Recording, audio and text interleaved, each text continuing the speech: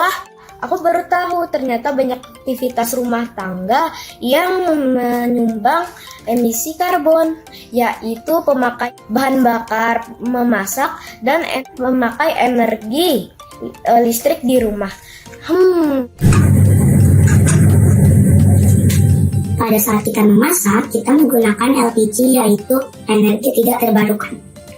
Ternyata memasak itu mengeluarkan emisi karbon loh. Panas sekali ya. Bisa nggak ya sinar matahari jadikan sumber energi? Kan matahari gratis dan selalu ada. Teman-teman, akhir-akhir ini lagi panas banget ya. Bisa nggak ya sinar matahari jadi sumber energi? Oh iya, aku kan suka masak. Bisa nggak ya kita manfaatkan matahari untuk masak? Aku punya ide, bagaimana kalau kita membuat kompor matahari? Ayo kita cari cara mempelajarinya. Kami ingin tahu apakah sudah ada yang membuat kompor matahari. Jika ada, bagaimana cara kerjanya? Apa saja bahannya? Setelah kami mempelajari, ternyata ada beberapa model kompor matahari. Kami memutuskan untuk membuat kompor kotak menggunakan bahan-bahan yang mudah didapat. Ada 3 prinsip kerja kompor matahari, yaitu 1. Memantulkan cahaya matahari sehingga terpusat pada satu titik dengan bahan yang memantulkan cahaya, seperti aluminium foil. 2. Mengubah cahaya matahari menjadi energi panas. Pada bagian bawah kompor dilapisi kertas berwarna hitam sehingga mampu menyerap energi panas lebih baik.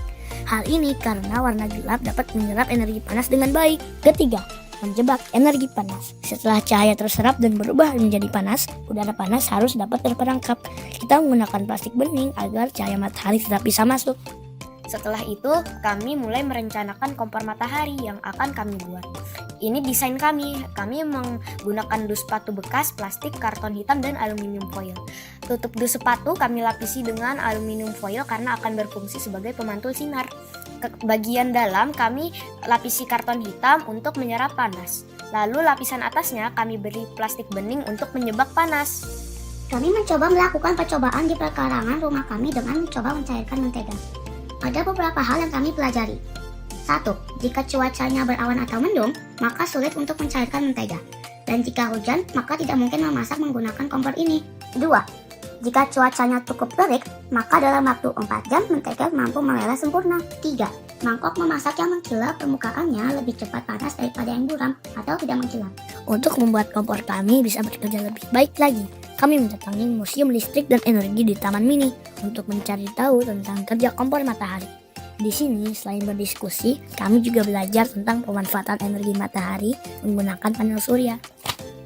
Setelah berdiskusi dengan narasumber dan tim, kami jadi tahu ada yang perlu diperbaiki dengan desain kompor matahari kami, yaitu 1. Bidang pemantul sinar tidak boleh kusut, harus licin, karena jika permukaannya tidak rata maka tidak akan memantulkan cahaya dengan baik. Yang terbaik adalah menggunakan cermin, namun material tersebut lebih berat dan lebih mahal dari aluminium foil. Untuk itu kami menggantinya dengan karton perak yang mengkilap namun kaku, tidak mudah kusut. 2. Semakin banyak reflektor yang mengelilingi kompor, maka panasnya akan semakin terpusat ke satu titik, sehingga kami menambah reflektornya menjadi 4 sisi. 3. Bahan plastik penutupnya harus dapat rapat menjebak panas, maka material penutup plastiknya kami ganti dengan akrilik bening yang kaku, sehingga bisa menjebak panas dengan baik. 4. Daerah tempat memasak menggunakan kompor matahari sangat berpengaruh terhadap hasil akhir memasak. Jika memasak di daerah perumahan yang masih banyak pohonnya, maka hasilnya memasaknya akan lebih lama karena daerah sejuk. Untuk itu kami melakukan uji coba di tepi pantai agar lebih terik. Inilah desain kompor matahari kami.